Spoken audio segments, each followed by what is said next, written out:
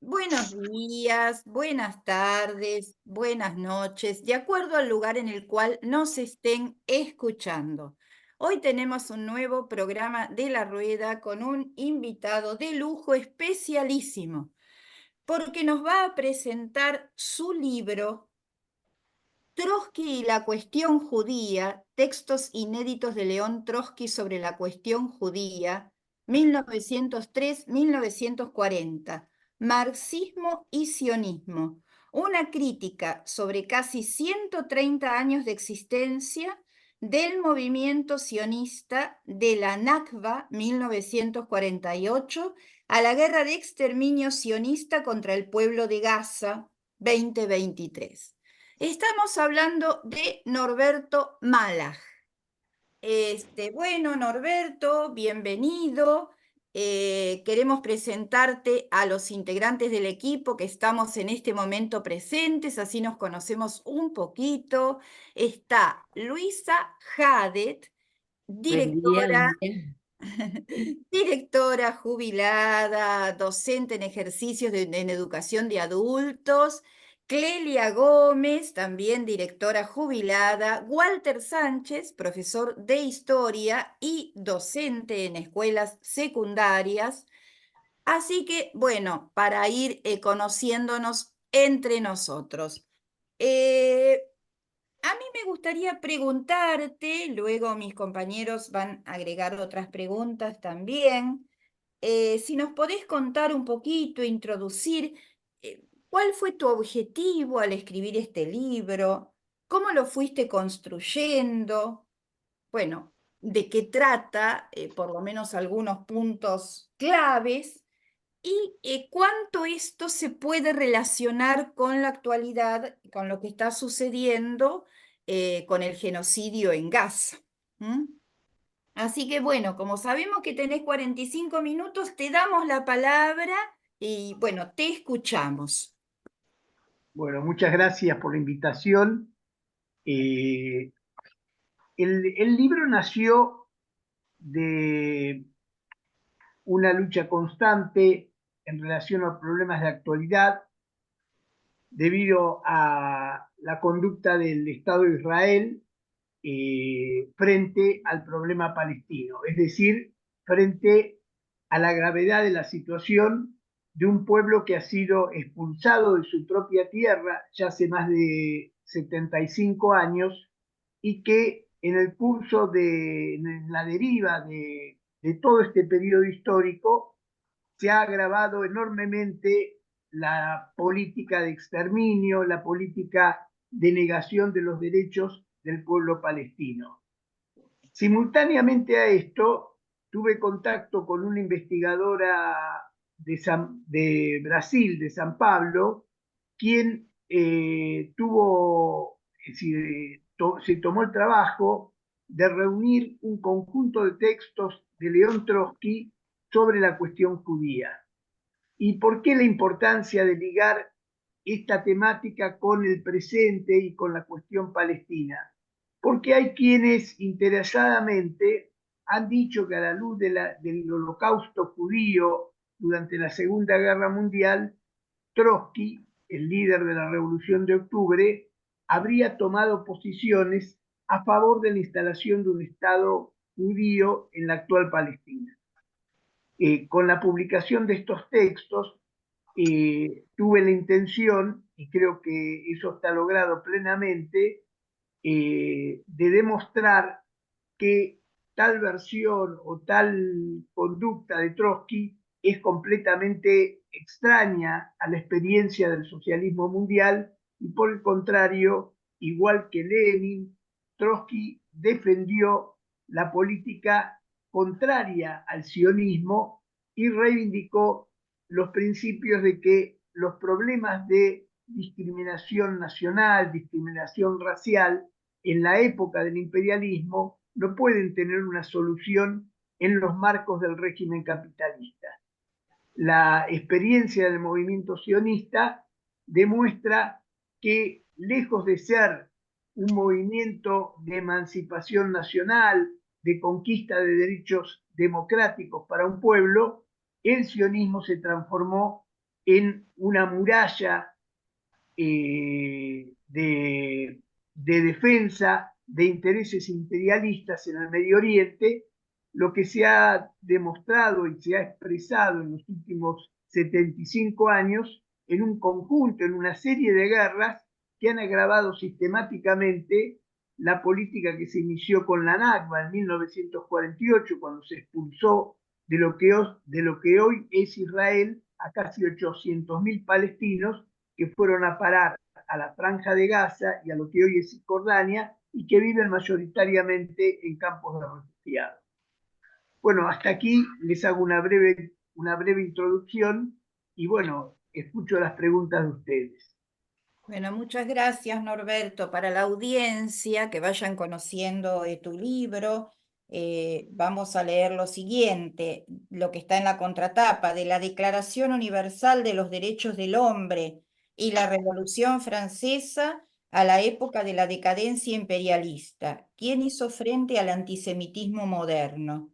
Estado de Israel, de hogar nacional judío al uso pérfido de la Shoah a fin de negar el derecho a la existencia nacional palestina y su transformación en uno de los estados más militarizados, segregacionistas y antidemocráticos del planeta, de la Nakba, 1948, a la guerra de exterminio sionista contra el pueblo de Gaza, 2023.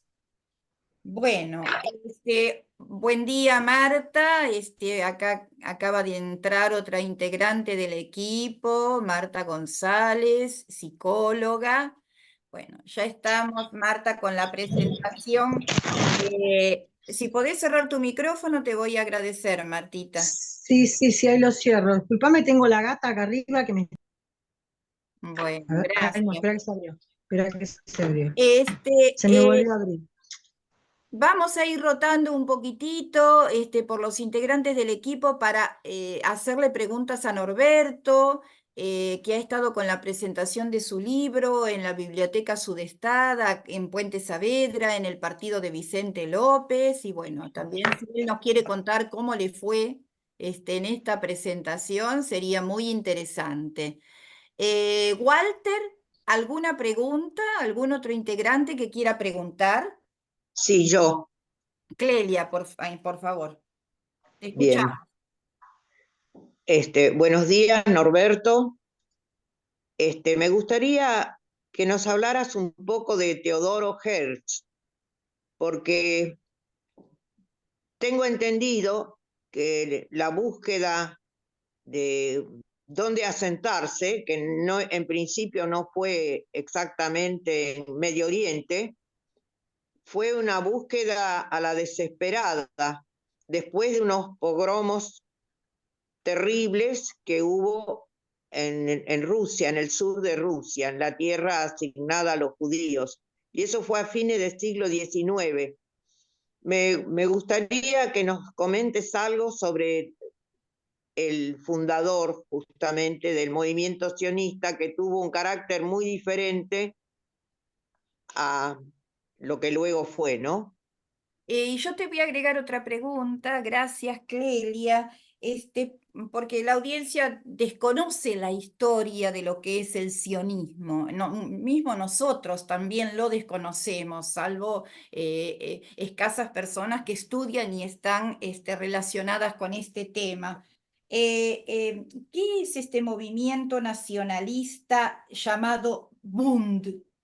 Sí, también nos podés responder, por favor. Y un poquito la historia del sionismo, qué significa, qué quiere decir. ¿Mm?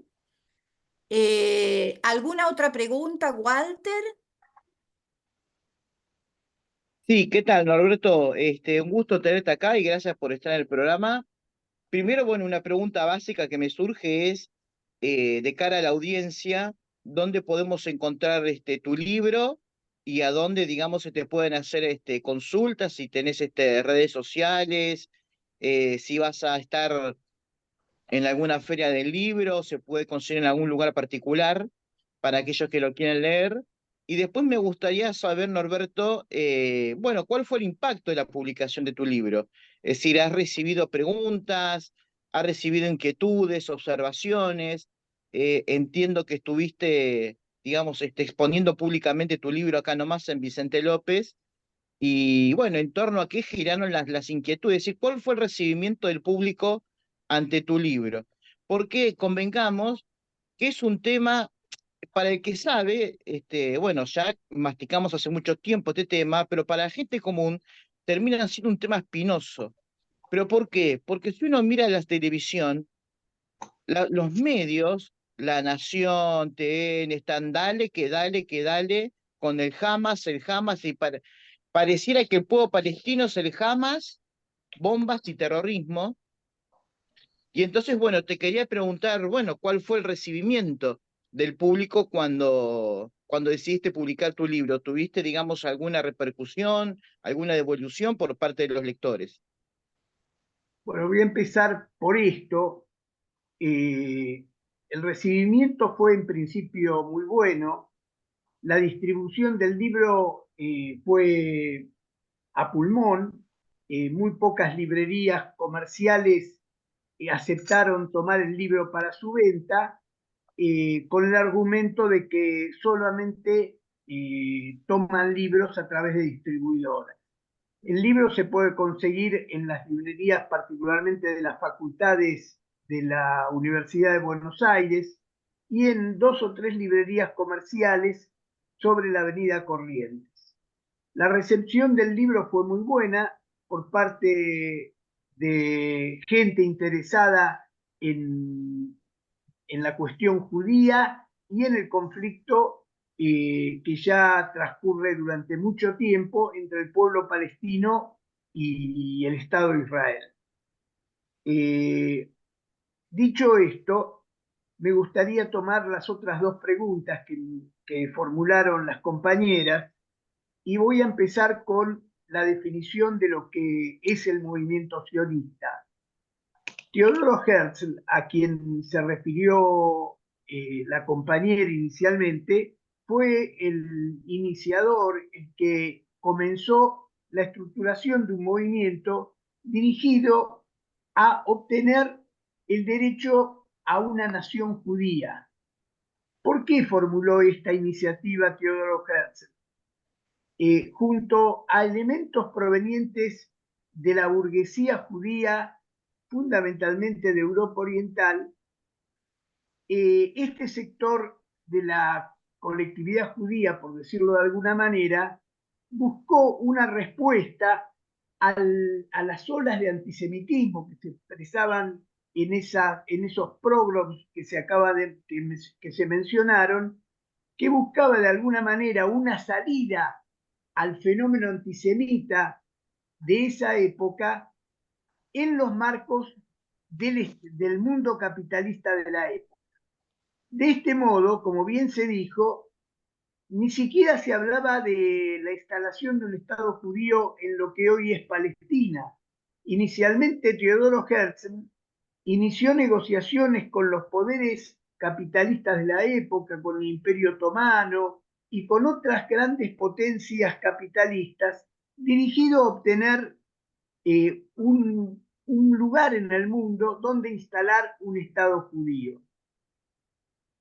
En verdad, el movimiento sionista inicialmente tuvo una repercusión muy reducida, porque la mayoría de los judíos de aquella región eran trabajadores obreros en su mayoría, campesinos, y lejos de arrimarse a este movimiento, se fueron fundamento de las organizaciones obreras y socialistas de la época.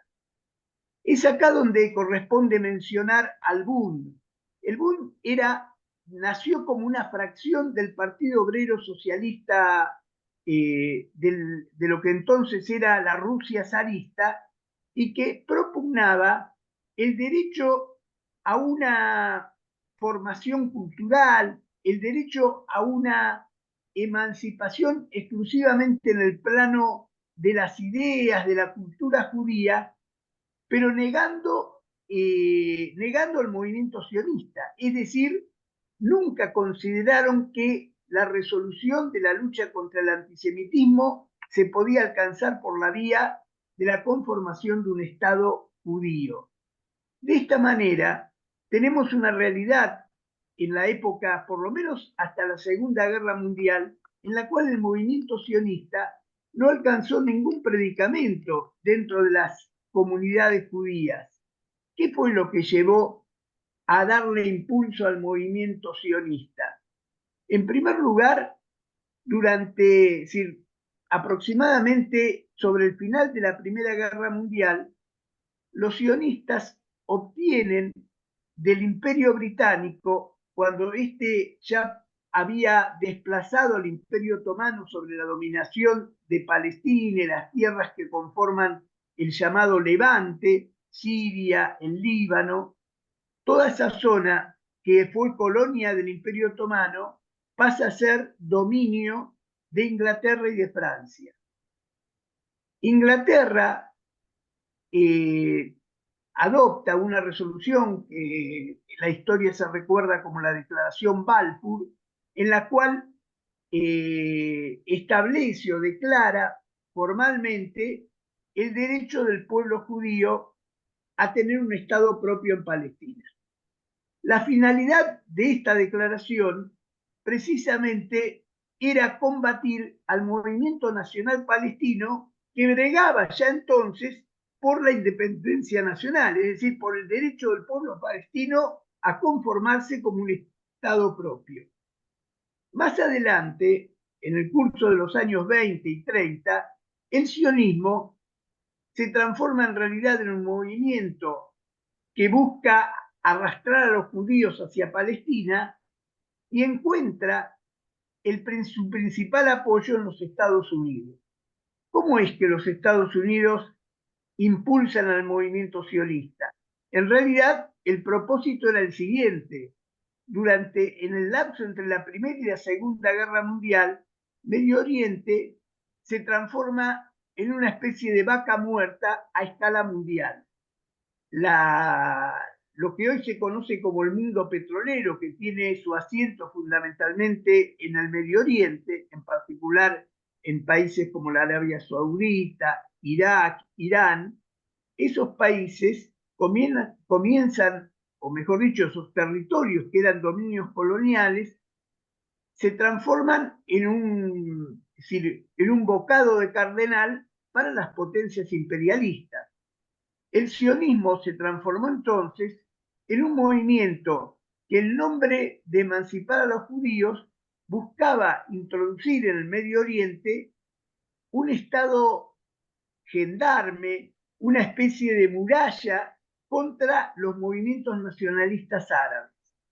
De este modo, tras la Segunda Guerra Mundial, las potencias imperialistas llamadas democráticas, que no habían hecho nada frente al exterminio de los judíos bajo el nazismo, se presentan como defensoras del pueblo judío y apoyan la instalación de un Estado judío en lo que hoy es Palestina. Bueno, si paro acá para que ustedes me vuelvan a preguntar y seguimos. Bueno, Norberto, gracias. Me parece muy claro, digamos, este desarrollo, esta historia que venís haciendo del sionismo. Entonces, consideramos a Teodoro Herz un representante de la burguesía y al Bund una fracción que apoyaba las ideas, las culturas judías y que formó parte del Partido Obrero Socialista y que no querían la conformación del Estado judío. Y en resumen, esta conformación del Estado judío termina dándose, según entiendo yo, cuando tiene un apoyo importante por parte de Estados Unidos, cuando,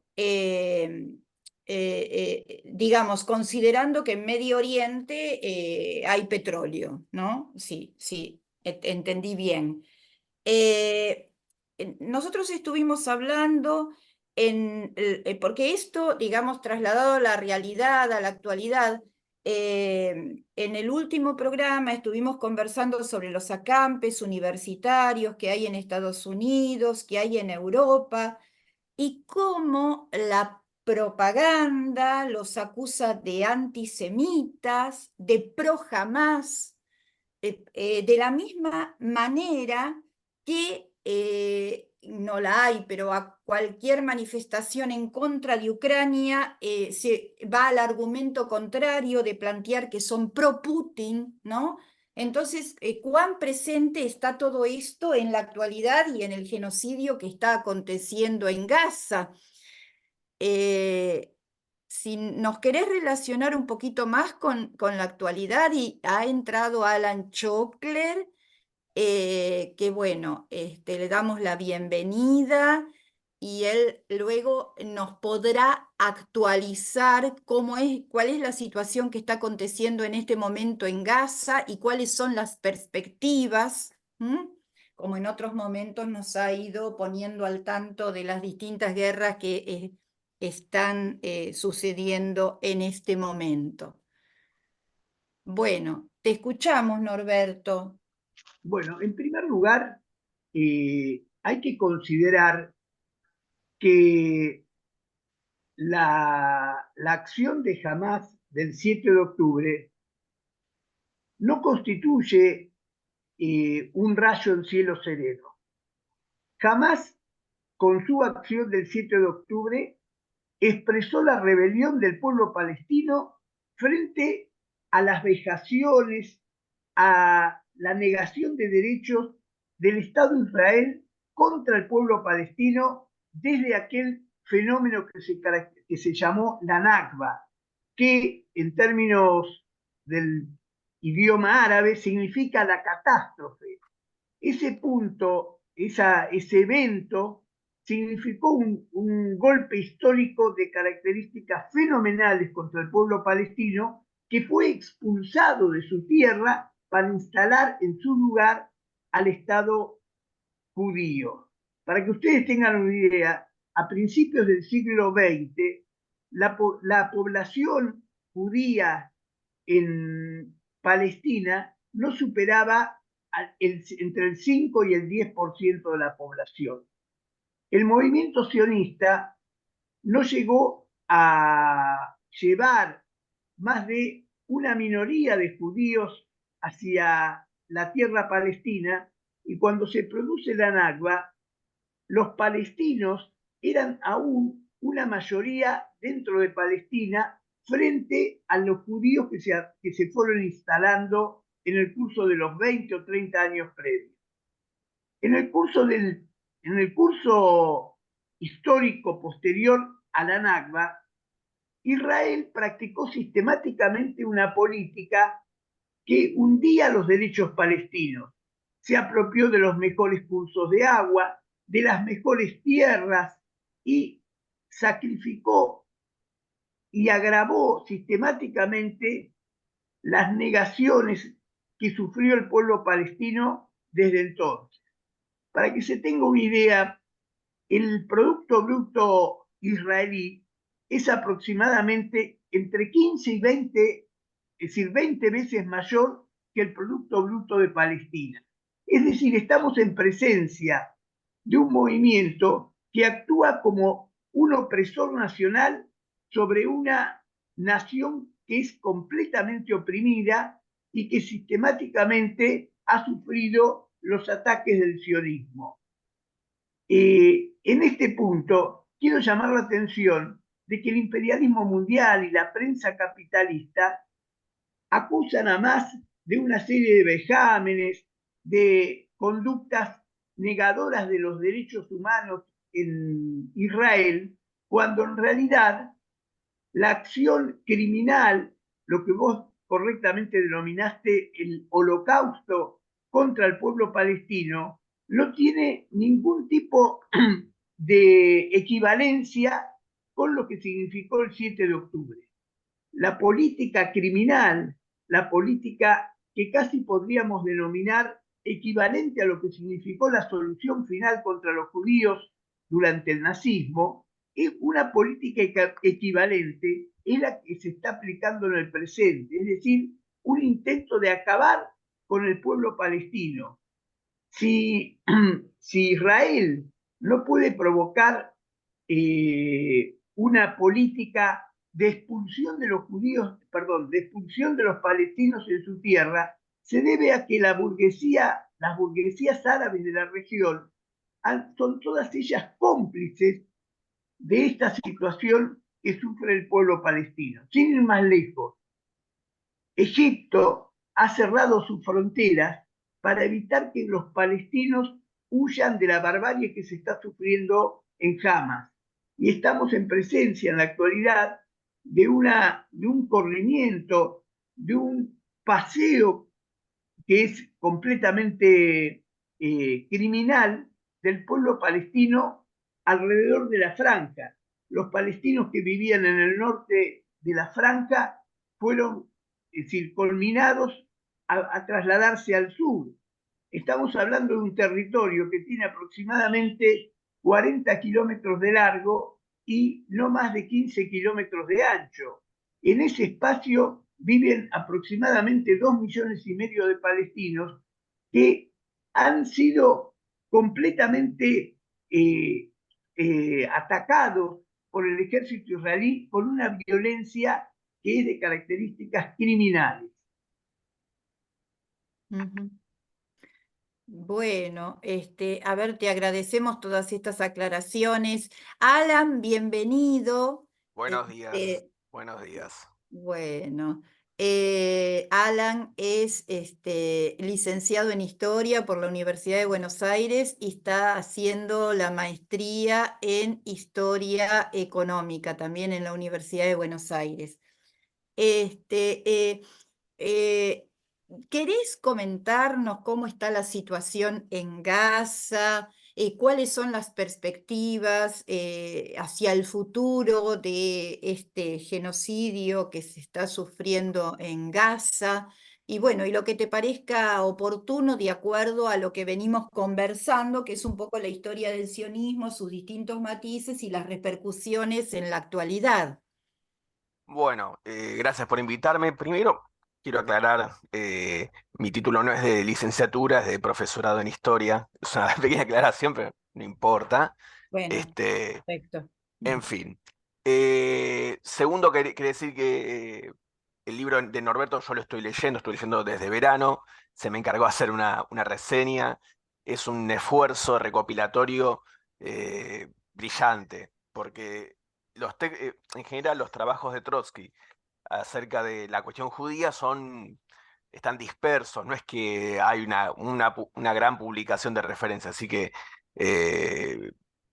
admirable el esfuerzo que se ha realizado en ese sentido. Eh, Ahora, yendo a la situación en Gaza, pues, yo puedo compartir un mapa para mostrar, porque hablar de nombres y direcciones puede confundir. Mm, a ver si puedo compartir pantalla. Ah, está inhabilitada la función. ¿Se podrá corregir eso? Luisa, ¿podrás ver el tema de, a ver si Alan puede compartir pantalla? Tenés el micrófono cerrado, Luisa. Listo, Alan, disculpa. Ahora sí. A ver. Bueno, de vuelta, este es el mapa que siempre uso, que lo hace un usuario, un analista famoso en las redes, que se llama Zuriach Maps, que bueno, empezó mapeando la guerra en Siria, siguió con varias, ahora se encarga mucho de Ucrania y también de Gaza. Este mapa tiene unos días de retraso, pero desde la última vez que hablamos han ocurrido las siguientes novedades. Habíamos dicho que en una primera fase Israel se encargó de ocupar esta región de Gaza, que es el norte, que es la ciudad en sí de Gaza. Luego, en una segunda fase, extendieron el control por la zona central hacia el sur de Gaza. Bueno, desde entonces se pasaron dos cosas. Básicamente, la fase activa de la guerra, con gran movilización de reservistas y recursos, eso se terminó. Harán ya 2 o 3 meses.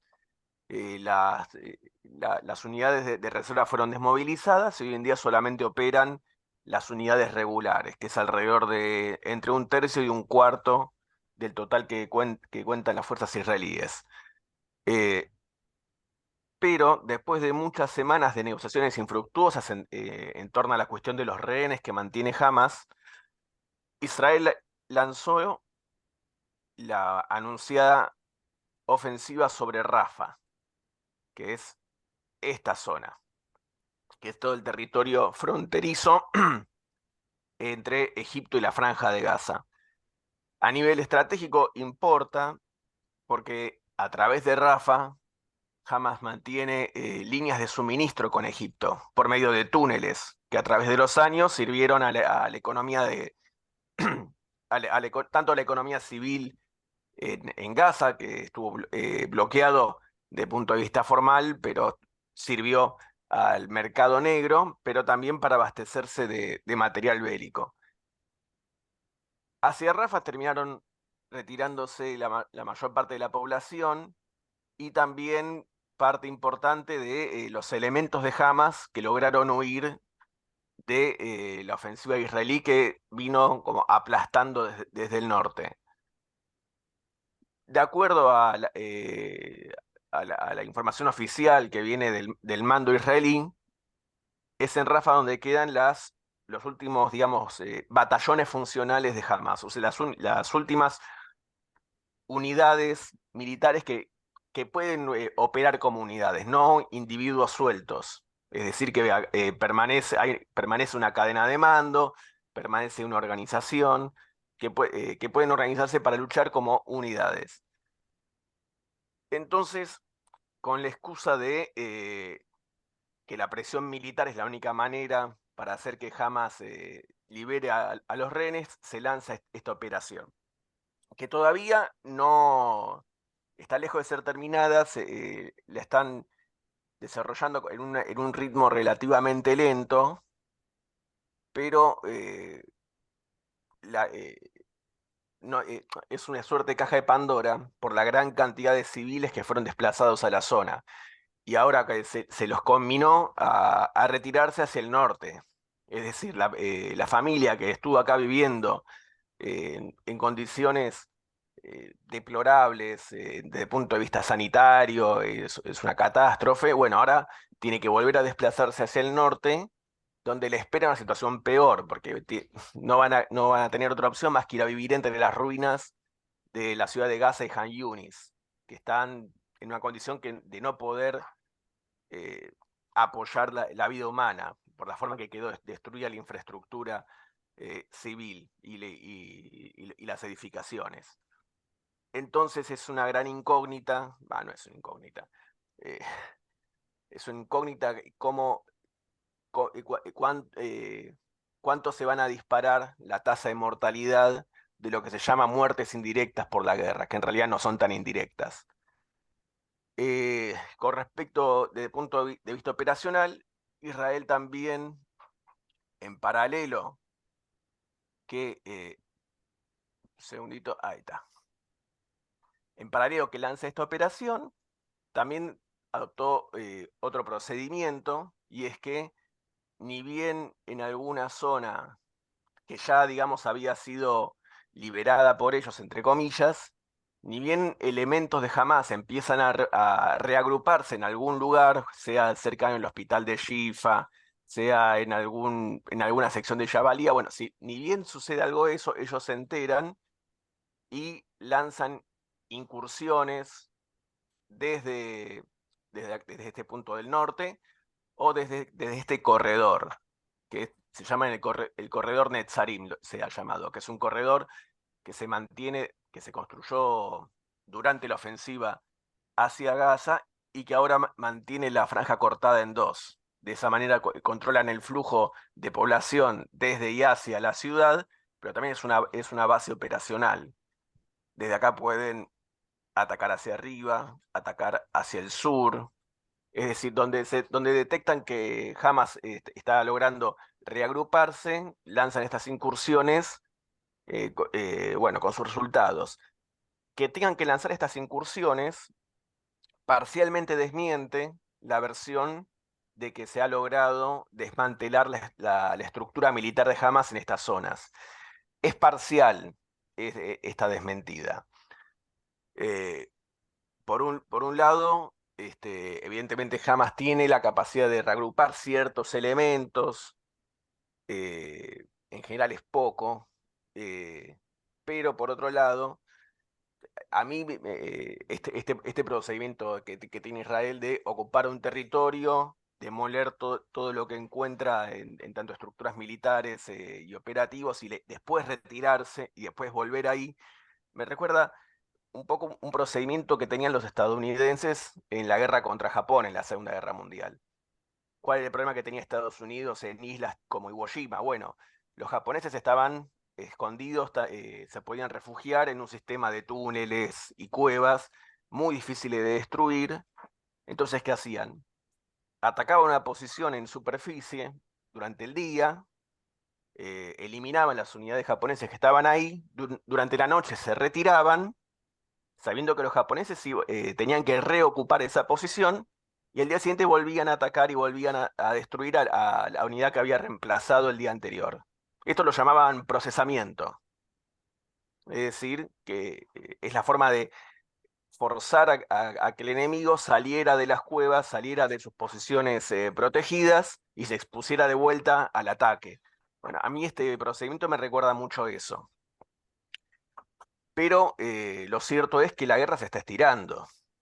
Se está estirando y se está expandiendo. Y la noticia más notable es que hace 2 días el ministro de Defensa israelí, Gallant, destapó un debate que hay adentro del gobierno israelí, que es algo que muchos venían advirtiendo hace muchos meses, que es la cuestión de el día después para Gaza, o sea, el desenlace estratégico que se busca. ¿Qué advirtió el ministro? Que entre Netanyahu y los sectores más ultras de la coalición israelí está avanzando la idea de que Israel tiene que volver a ocupar plenamente y volver a gobernar Gaza mediante una administración militar, como pasaba antes de los acuerdos de Oslo. ¿Por qué esto? Porque es la opinión del gobierno israelí de que hay que evitar el establecimiento de un Estado palestino a cualquier costo. Es decir, hay que mantener la autoridad palestina fuera de Gaza. Porque desde el punto de vista de Estados Unidos y una parte del establishment de defensa israelí, que Gallant acá está expresando, lo que hay que hacer es desplazar a Hamas y traer a la autoridad palestina, que es colaboracionista con Israel, a Gaza. ¿Por qué? Porque es la única alternativa. Alguien se tiene que hacer cargo de gobernar este caos en el día después. Y es un caos que lleva muchos recursos y es una situación prácticamente ingobernable. Bueno, traer a la autoridad palestina, ese fue la opinión también de la Casa Blanca desde el día 1, que esta era la oportunidad para restablecer a la autoridad allí. Alan, Sí. podemos parar un poquito acá porque Norberto tiene el tiempo acotado, Perdón. luego continuamos, es todo muy interesante la Bueno, actualización que nos estás haciendo. Alan nos viene contando cómo se está desarrollando este conflicto desde el inicio. Bueno, en conclusión, Hamas jamás no está destruido y bueno, y se está debatiendo qué va a pasar el día después. No sabemos hasta cuándo se va a prolongar esta situación, ¿no? Para sí, si querés desgracia del- Sí, después lo completo, perfecto. porque, en fin. Perfecto. ¿Sabés que si les preguntamos a los compañeros del equipo si quieren hacer alguna otra pregunta, pero a mí yo quería preguntarte, Norberto, si vos podés comentar para la audiencia de manera sencilla las relaciones entre el sionismo, el marxismo, el trotskismo, ¿no? Y por ahí mínimamente definir un poquito estas cuestiones para que se entienda, para los que nos escuchan. Bueno, como señalé al principio, el sionismo y el marxismo se encontraban en sus antípodas, porque el sionismo buscaba llevar a los judíos a Palestina con el fin de que los judíos que habían tenido una intervención muy activa en la puesta en pie del movimiento obrero de Europa Oriental, fueron destacadas las generaciones de judíos que se incorporaron al movimiento obrero y al movimiento socialista. El sionismo buscaba romper con esa tendencia por la vía del traslado de judíos a lo que hoy es Palestina. De este modo, el sionismo se colocaba objetivamente de espaldas al movimiento obrero de la época. Con posterioridad se dio un fenómeno que vale la pena destacarlo, de que el sionismo enarboló en cierta medida banderas relativamente democráticas e incluso socialistas. Durante los principios, durante el nacimiento del Estado de Israel, se reivindicó mucho un fenómeno que constituía el establecimiento de colonias judías llamados kibbutz, que adoptaban una forma cooperativa y relativamente democrática. Hoy en día, ese fenómeno que inicialmente llevó a toda una serie de sectores de la izquierda mundial a reivindicar a Israel como un oasis de democracia dentro del Medio Oriente, es decir, oasis de democracia frente a las oligarquías árabes que dominaban la política de la región, durante mucho tiempo, especialmente hasta la Guerra de los 6 días, a mediados de la década del 60 del siglo pasado, este país donde brotaban los kibbutz y otro tipo de colonias, se presentaba como un Estado democrático. Hoy en día, todo esto se ha venido completamente abajo. Y la política israelí, que en sus inicios estuvo dominada por corrientes relativamente democráticas o socialistas, ligadas a la Segunda Internacional, a movimientos a escala mundial de carácter democrático, eso se vino completamente abajo y desde hace aproximadamente 30, 40 años, la política israelí se encuentra dominada por elementos derechistas, ultraortodoxos, transformando a Israel en lo que hoy podríamos llamar un régimen teocrático y militarizado hasta los dientes. En consecuencia, hay que destacar que la imagen de Israel como un régimen democrático ha sido completamente acabada y al contrario, tomando algo que me preguntaron hace un rato, a escala mundial se ha desarrollado un movimiento de apoyo al levantamiento palestino que es muy, muy importante. Haciendo una analogía con lo que fue la guerra de Vietnam hace casi 50 años atrás, hoy en día las movilizaciones estudiantiles en todo Estados Unidos y en buena parte de Europa son la expresión de que la población de los países donde se han desarrollado estas movilizaciones, no se creen más el mito de que Israel es una democracia y que los palestinos son un movimiento de características terroristas, etc. Es evidente que ha levantado, es decir, vuelo el movimiento de apoyo al pueblo palestino y de denuncia del Estado de Israel como un Estado totalitario. Bueno, paro acá, díganme ustedes o pregúntenme ustedes. Bueno, a ver, dejamos abierta para preguntas del resto del equipo. A mí me gustaría, Norberto, antes de que te retires, resumir o leer las dedicatorias del libro. Está dedicado a tu compañera, a tus hijas, a tu nieta y a la memoria de dos grandes amigos y revolucionarios. Uno es Pablo Riesnik y otro es Alberto Adrián Arias, ¿no? Amigo personal, cuando estaba en vida. Si después querés comentar algo con respecto a la importancia de estas personas en la realización del libro sería interesante también, ¿no? El apoyo, las motivaciones, ¿no? Que te han sugerido o impulsado. ¿Mm? Bueno, a ver, ¿alguien quiere preguntar algo más? Marta, Luisa, Clelia, Sí, Guada. querría este, profundizar un poquito más el inicio de todo esto.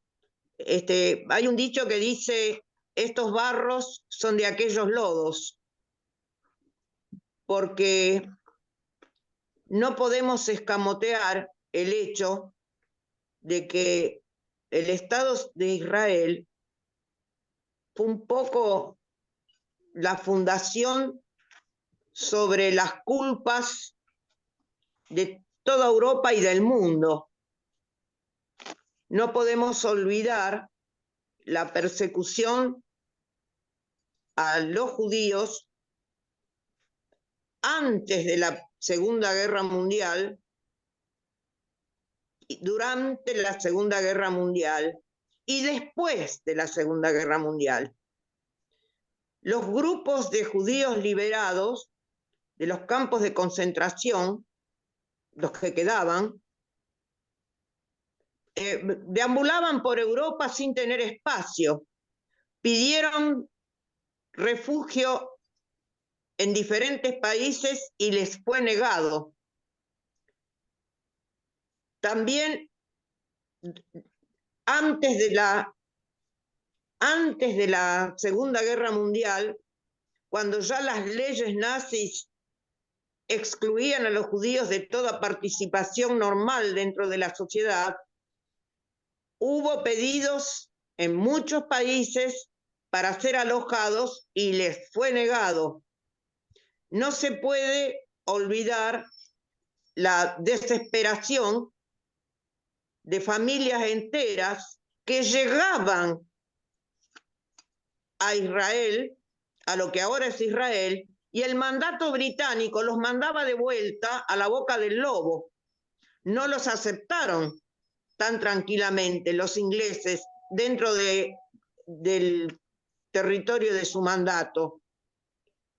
Luego habrá primado otros intereses, como los que acaba de describir Norberto, el apetecible petróleo, pobres los países que lo tienen, y otras cosas. Pero en principio creo que fue así. Me dirá Norberto si estoy equivocada o no. Gracias. Es indudable que el fenómeno que vos describís existió, pero habría que agregar algo que es lo siguiente. Cuando vos señalás que buscaban refugio en otros países, hay que ponerle nombre y apellido a ese fenómeno. Los principales países que negaban el acceso a los judíos durante la preguerra, eran los países más importantes del mundo. Inglaterra, Estados Unidos, es decir, cerraban las puertas a los judíos que estaban siendo perseguidos en Alemania en particular y en lo que se conoció por entonces la Alemania extendida primero a Checoslovaquia, después a Austria, etc. Ahora bien, durante la Segunda Guerra Mundial, mientras se producía el exterminio de los judíos, estos mismos países, entre comillas, democráticos, no hicieron nada para defender a los judíos. Perfectamente podrían haber bombardeado las vías férreas que conducían a los campos de concentración y no lo hicieron. Fueron cómplices concretamente del holocausto judío. Ahora bien, vos hacés el señalamiento de cuál es el inicio. Una cosa es este fenómeno de la persecución de los judíos y de la solidaridad que corresponde hacer respecto a ese fenómeno. Pero el Estado de Israel se constituyó sobre la base de un vejamen, de una humillación a un pueblo que estaba instalado en una tierra, que es la tierra de Palestina. Y en ese aspecto, el inicio de esta crisis, de este fenómeno, es lo que se conoció, como señalé ya antes, la Nakba, es decir, la expulsión en masa de casi 1 millón de palestinos de su tierra. En este sentido, hay que señalar esto. Es falso que Israel se constituyó sobre una masa de judíos que eran los residuos, por decirlo de alguna manera, de los judíos que habían sobrevivido a la Segunda Guerra Mundial. Hay que señalar que el sionismo como movimiento histórico fracasó. La inmensa mayoría de los judíos en el mundo no viven en Israel, viven en Estados Unidos, en Europa, en nuestro propio país. Existe una comunidad judía bastante importante. Entonces, acá hay que hacer una distinción. Está mal señalar de que Israel nació para darle refugio a los judíos. Israel nació por una voluntad que hay que destacar también, de que en Naciones Unidas, los Estados Unidos y lo que por entonces era la Unión de Repúblicas Socialistas Soviéticas, dieron lugar a una resolución a fines del año 1947, por la cual se sostenía que había que constituir un Estado judío en Palestina. Esto significaba la negación del derecho palestino a constituir un Estado, a pesar de que la resolución expresamente indicaba que tenía que haber 2 Estados. Desde entonces, la política de 2 Estados fracasó estrepitosamente y, por el contrario, el Estado judío se transformó en una potencia que aplastó los derechos nacionales palestinos. Tal es así que aquellos acuerdos de Oslo a los cuales refirió Alan, esos acuerdos han fracasado. Esos acuerdos no dieron lugar a ninguna salida al pueblo palestino, y contra eso es que levantaron cabeza movimientos nacionalistas que podrán tener limitaciones enormes. Evidentemente yo no me identifico con los intereses teocráticos de Hamás, pero Hamás expresa una voluntad nacional que incluso los dirigentes palestinos ligados a las organizaciones históricas del pueblo palestino, como es el caso de Al-Fatah, están completamente desacreditadas entre los palestinos. Este es el fenómeno que hay que destacar. Es decir, hay un movimiento de oprimidos contra opresores. El pueblo palestino, en particular el pueblo de Gaza, se levanta contra la opresión nacional israelí. Y hay que destacar que ese fenómeno de resistencia tiene una enorme importancia, porque a pesar de la política genocida de Israel, jamás resiste. Es decir, resiste como un movimiento nacional. Netanyahu no ha podido aplastar a Hamás como se lo propuso al principio, ni ha podido llevar de vuelta a Israel los rehenes. En ese sentido, a pesar de su ofensiva genocida, la conducta israelí, la ofensiva israelí ha fracasado. Es decir, ni pudo aplastar a Hamás, ni pudo recuperar a los rehenes. Y esto lleva a una crisis en el propio Estado de Israel, donde entran en consideración las cosas que señaló Alan. Bueno, gracias, Norberto. ¿Nos comentás un poquito más sobre los compañeros que están en la dedicatoria? Porque ya entiendo que se te acaba el tiempo. Mira, en primer lugar, destaco a mi propia familia, que ha sido completamente solidaria en la puesta en pie de este libro. Y después destaco a 2 compañeros a quienes aprecié mucho.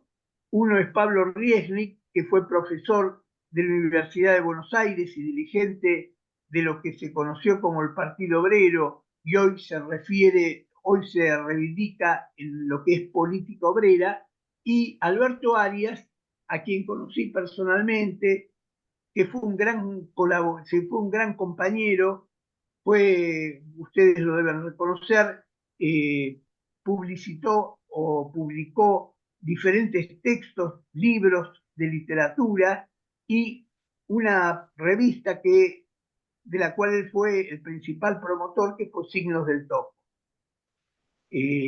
A ellos agradezco y por supuesto, la dedicatoria tiene que ver con esa identificación, con esos objetivos. Ujú. Bueno, Norberto, no sé si ya tu tiempo está terminando, pero nosotros vamos, si querés agregar algo más. No, agradecerles infinitamente este espacio que me dan, invitarlos a comprar el libro y continuar con esta acción solidaria con el pueblo palestino, que es fundamental. Bueno, bueno, Muchísimas gracias. te agradecemos a vos que te hayas tomado el tiempo para esta participación. Bueno, Eh, quedo a disposición de ustedes para cuando quieran. ¿Eh? Muchas gracias, muchas gracias. Alan, ¿te parece continuar con el relato de lo que está sucediendo en este momento en Gaza?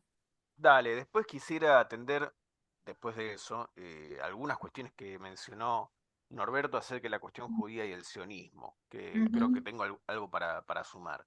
En- en- Perfecto, eh, porque, a ver, disculpa que te interrumpa, yo no sé si es la única posición, yo personalmente conozco muy poco de estos temas, todos los temas que atañen a la religión no los conozco, pero no sé si es la única posición que hay con respecto.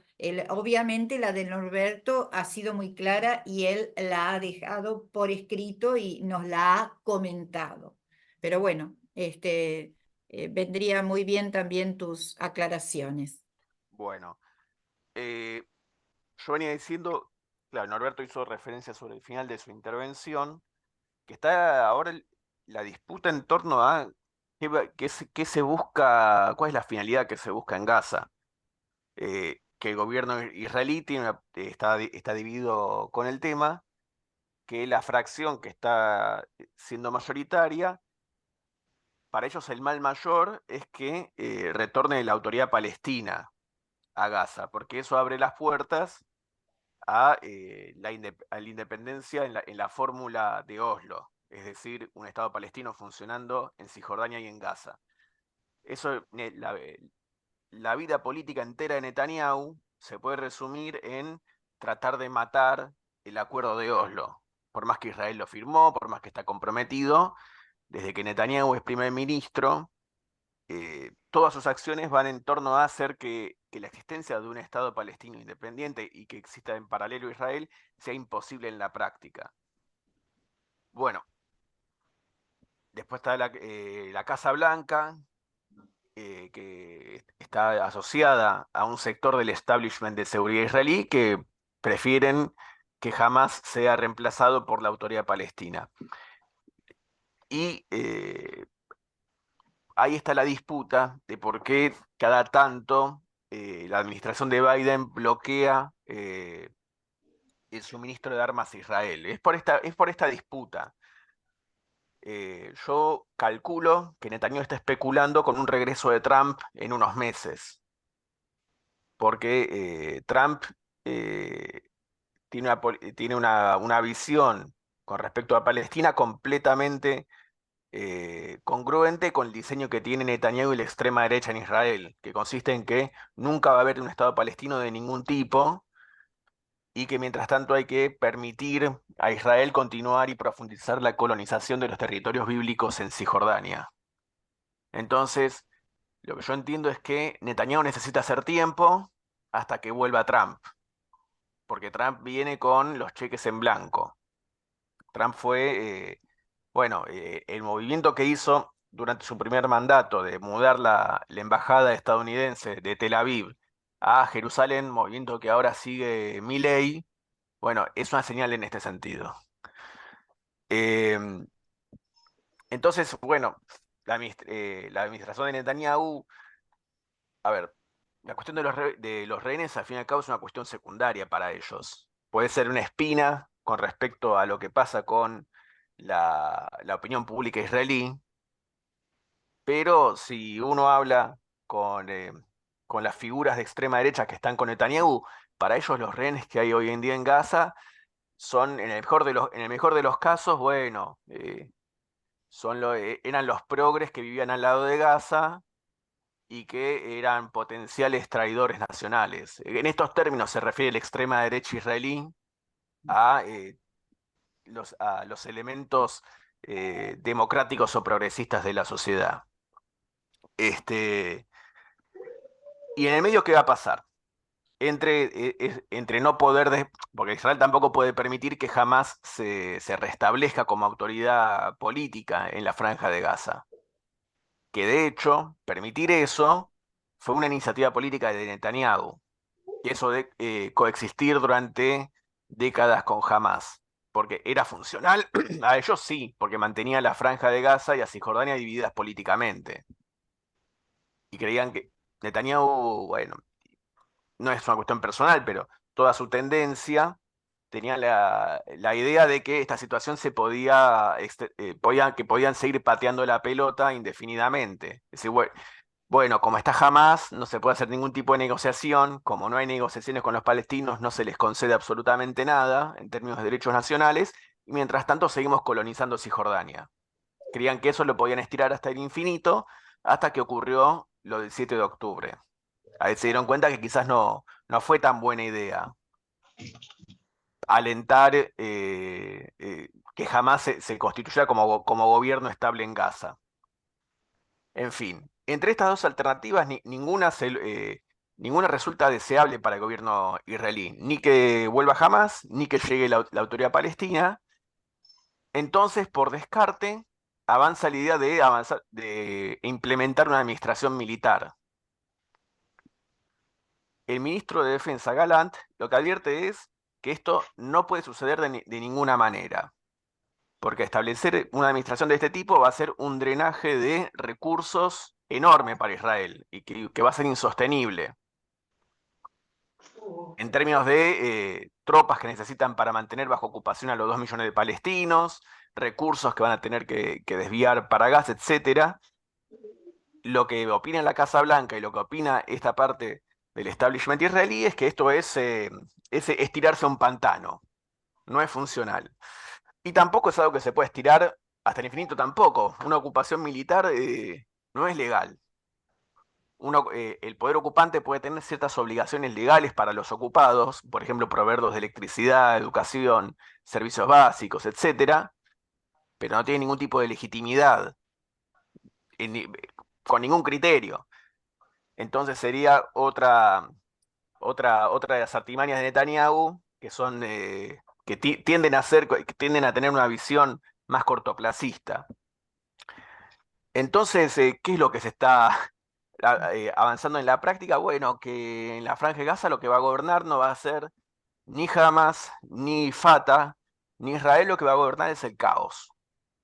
¿Por qué? Porque si bien Israel todavía no ha terminado de destruir a la organización militar de Hamas, puede evitarles que ellos se reconstituyan como gobierno.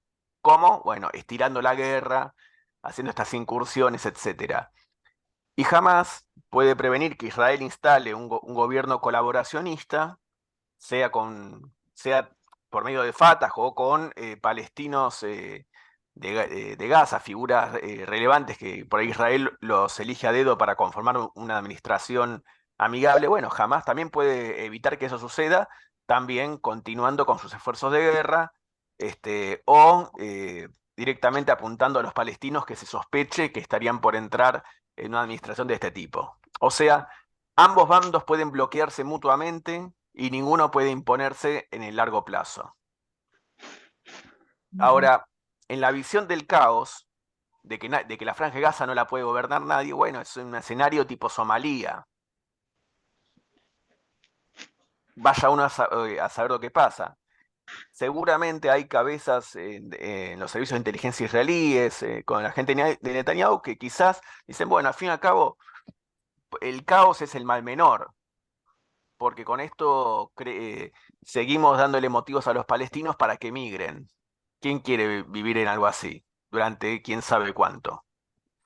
Así que esa es la situación con respecto a Gaza. Ahora, la guerra en Medio Oriente escala en intensidad y en extensión. Hace semanas tuvimos un intercambio de ataques directo entre Irán e Israel, que es algo que no tenía precedentes, e Israel también hace preparativos para llevar la guerra al sur del Líbano. eso si querés, ya podemos atenderlo en otro encuentro, porque esto si no se va a estirar, pero la potencialidad de la escalada regional es algo que está siendo preparado y buscado por la administración de Netanyahu. ¿Por qué? Bueno, porque esto permite estirar el tiempo hasta que se haga enero del año que viene, que es cuando asume Trump.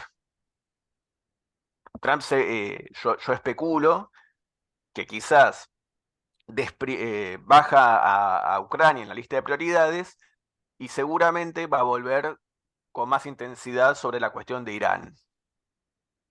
Eso ya es una especulación mía, pero bueno, esto debería ser la verdad charla de otro encuentro. Ahora, con respecto a la cuestión histórica, yo quiero sumar la siguiente reflexión. Porque la cuestión judía, lo voy a poner en otras palabras. ¿Ha resuelto el sionismo la cuestión judía? Porque bueno, fundaron un Estado, lograron atraer a una cantidad importante de judíos. ¿Resuelve eso la cuestión judía? No. La cuestión judía fue resuelta por el nazismo alemán con la omisión o colaboración indirecta del imperialismo británico y estadounidense, y esa cuestión fue resuelta por la parte negativa, directamente exterminando la vida judía en Europa.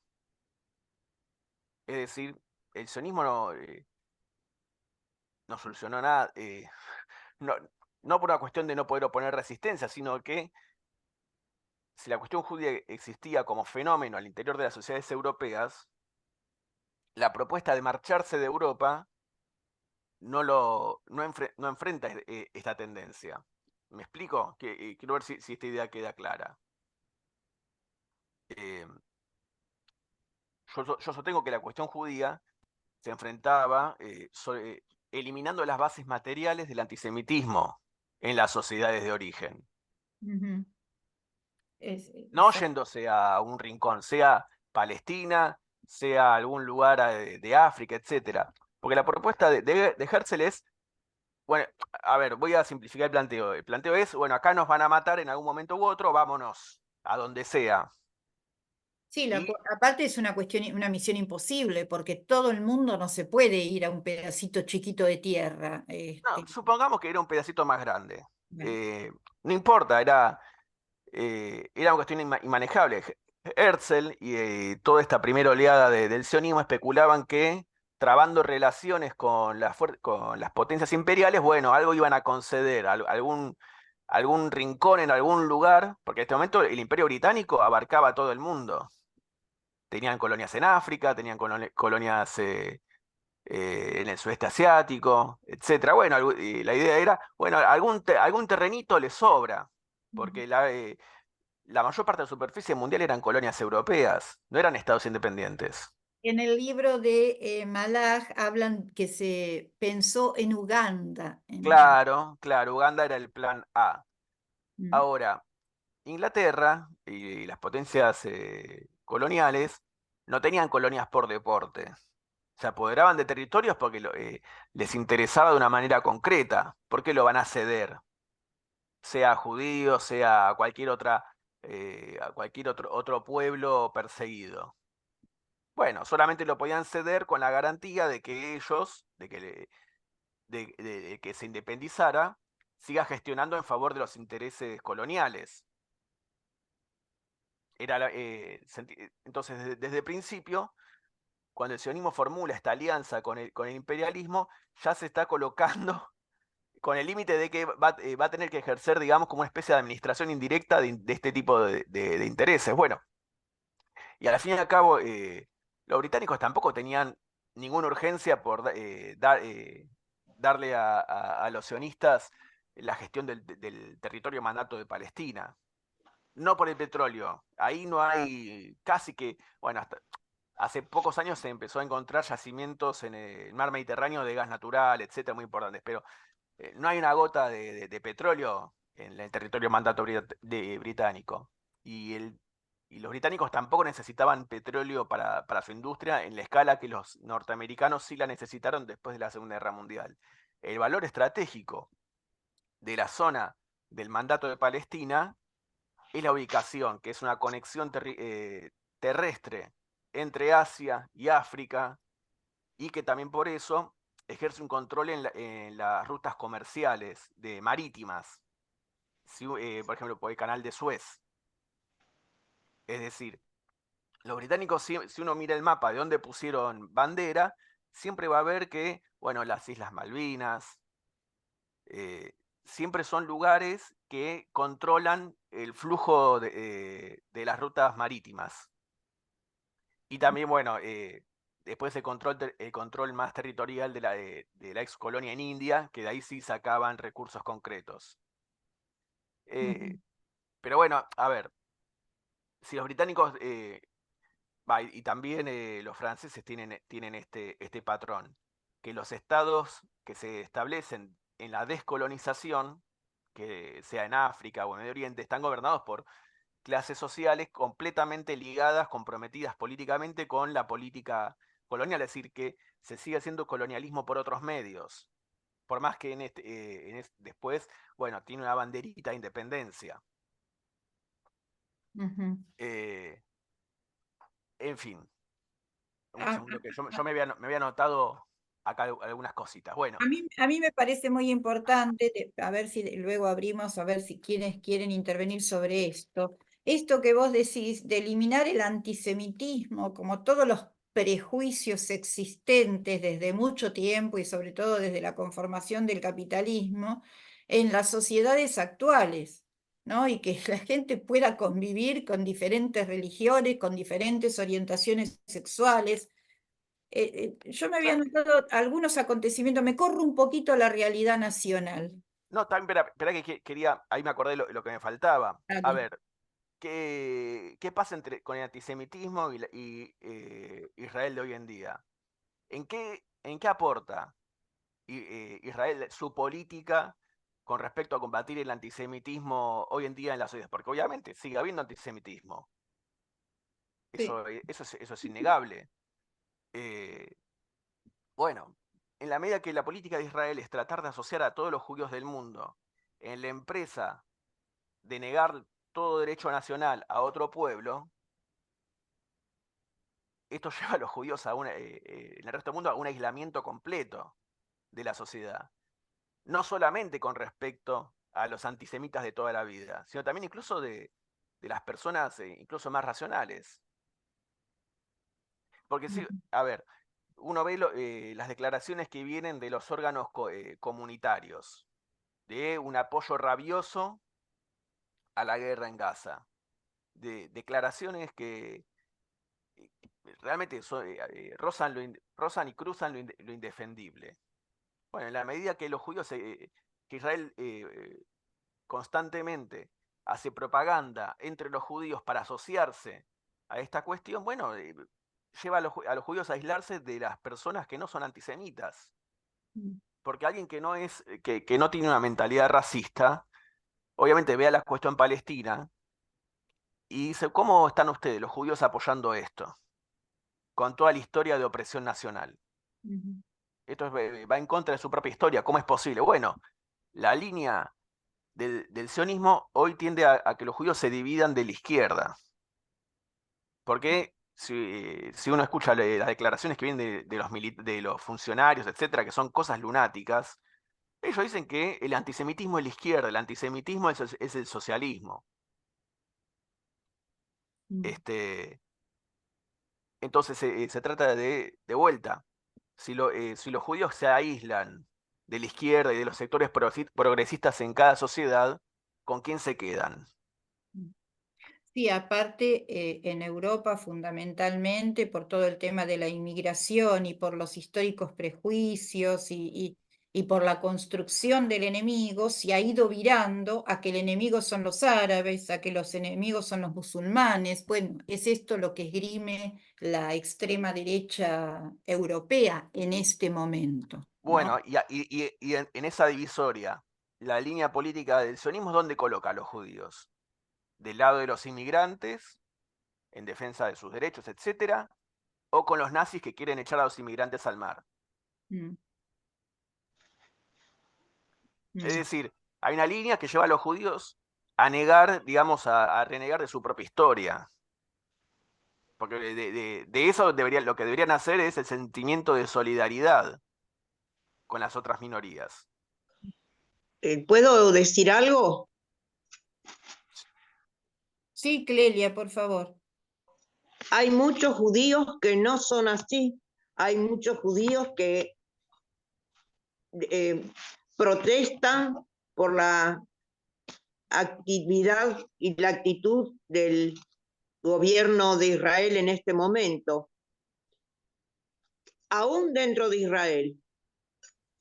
Y además no puedo dejar de reflexionar en cómo el proceso de descomposición ha sido terrible desde los años 30 hasta acá, porque por un largo tiempo judíos y árabes convivieron y en algún momento se pensó, no sé cómo será en este momento los movimientos progresistas dentro de Israel, pero se pensó en un Estado binacional y había partidos de izquierda en que activaban árabes y judíos juntos. De todas maneras es el nuevo antisemitismo, el odio a todo lo que sea musulmán, a los árabes actuales. Son de la misma raíz étnica, cosa que para mí no tiene ninguna importancia, pero creo que es el nuevo antisemitismo, el miedo que están metiendo vía propaganda contra todo lo que sea musulmán, como si todos fueran terroristas. Aparte, Me Clelia, sí. pregunto qué para el día después, como decías antes, me pregunto si hay alguna posibilidad, después de todo lo que ha sucedido, porque un mal trae otro mal, en esta propuesta de que vuelva la convivencia, más allá de la promesa absolutamente incumplida de dos estados, un estado palestino y un estado israelí. ¿Habrá posibilidades? Me permiten agregar una cosita, esto lo vemos acá también. En estos días que pasaron, una declaración del gobierno de Milei con referente a unos acontecimientos sucedidos en España, que entre paréntesis Milei ahora está en una cumbre reaccionaria junto con Santiago Abascal de Vox, con La Plata Nuestra, viajando, haciendo internacionalismo de ultraderecha. Que Adorni no supo ni qué contestar, habló con respecto a los árabes y las mujeres que eran atacadas o violadas por los árabes. Se usan los mismos argumentos que usó el nazismo con los judíos. Toda la cuestión del temor a la violación, del temor sexual, están usando los mismos argumentos. Y esto ha pasado la semana pasada acá en la Argentina. No sé si ustedes escucharon la declaración de Milei y los comentarios de Adorni, porque una periodista española le preguntó a ver que aclarara qué pasaba con las mujeres españolas que iban a ser atacadas por los árabes, ¿no? Bueno, para eso sí se acuerdan de los derechos de las mujeres, ¿viste? Hace pocos días acá hubo un triple femicidio y el gobierno, llamamos a Adorni, qué sé yo, es una especie de payaso indignante. Pero bueno, a ver, de vuelta, es el uso hipócrita, completamente descarado de cualquier cuestión. Bueno, para eso, bueno, miren que los árabes son homofóbicos, miren que los árabes le pegan a las mujeres. Sí, pero cuando se trata de defender estas cuestiones en suelo local, bueno, Dios, patria y familia. Eh, a ver, como sea Clelia, sí, muchos judíos se mantienen por fuera y eso me parece, esas son las reservas morales del pueblo judío. Pero yo tengo la impresión de que es una minoría y también sobre este sector hay una presión enorme. Una presión enorme. El sionismo los marcó hace tiempo como judíos que se odian a sí mismos. Hay una expulsión de los marcos comunitarios. Es decir, hay una, es como todo movimiento que impulsa el sionismo para que la comunidad judía se cierre sobre sí misma y se vaya cada vez más sobre la derecha.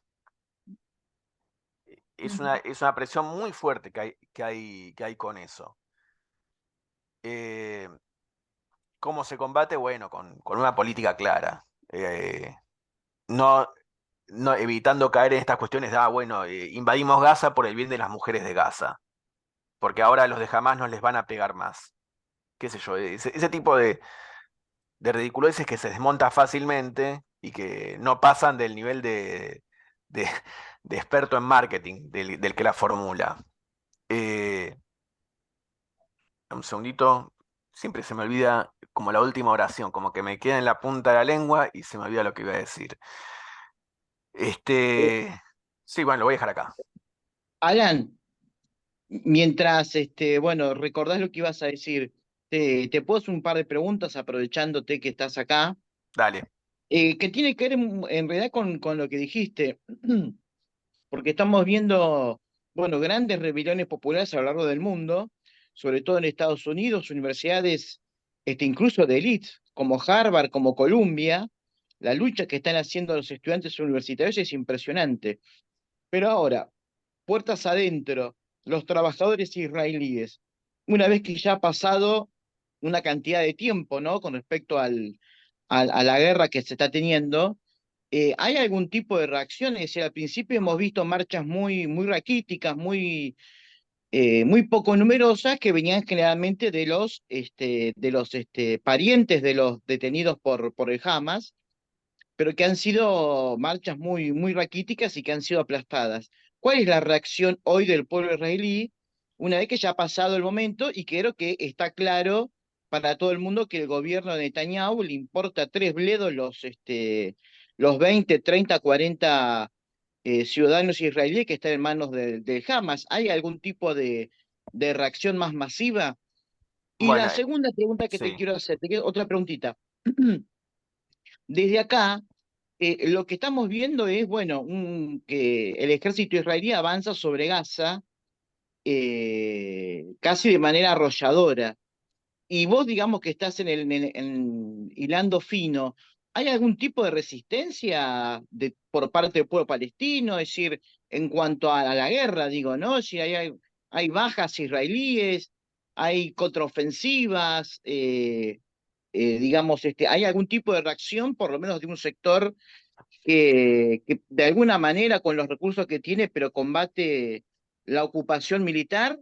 ¿O es simplemente lo que vemos acá, que es simplemente un ejército que avanza y arrolla todo a su paso? Es decir, ¿hay bajas israelíes? ¿Hay algún tipo de precio que está pagando el ejército israelí por semejante ofensiva? Y Bueno, por último, Alan, sí, sí. perdóname, ¿no? Pero por último, mira, yo para sacarte de digamos, de la guerra de Gaza, me parece muy importante lo que está pasando en Ucrania y entiendo que esto va a ser seguramente parte de otro programa. Si me lo querés responder ahora, respondémelo y si no, lo responderemos a otro momento. Pero está a punto de caer Kharkov, que es la segunda ciudad más importante después de Kiev. Y entiendo que los líderes están diciendo que si cae Kharkov es como una línea que Rusia no tiene que cruzar y Rusia quiere tomar Kharkov. Es decir, se ve que en los próximos días, semanas, vamos a asistir a una escalada con respecto, digamos, a la guerra en Ucrania. De hecho, se sabe que Rusia ya movió sus armas nucleares tácticas, se le dice, lo cual es una contradicción en sus términos. O sea, serían bombas nucleares, pero chiquitas, digamos, de baja intensidad. Es como, no sé, es una contradicción. Bueno, Alan, obviamente que lo de Ucrania ameritaría, digamos, un programa aparte, así que si me querés contestar esto último y si no, lo dejaremos para otro programa. No, lo voy a contestar primero y rápidamente.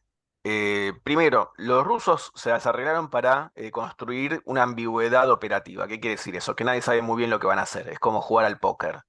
Empezaron una operación en Kharkov, pero no, a ver, mostrar, si lo ves en el mapa queda muy claro, la ciudad y la región de Kharkov no están a punto de caer, los rusos lograron avanzar y tomar, digamos, zonas fronterizas.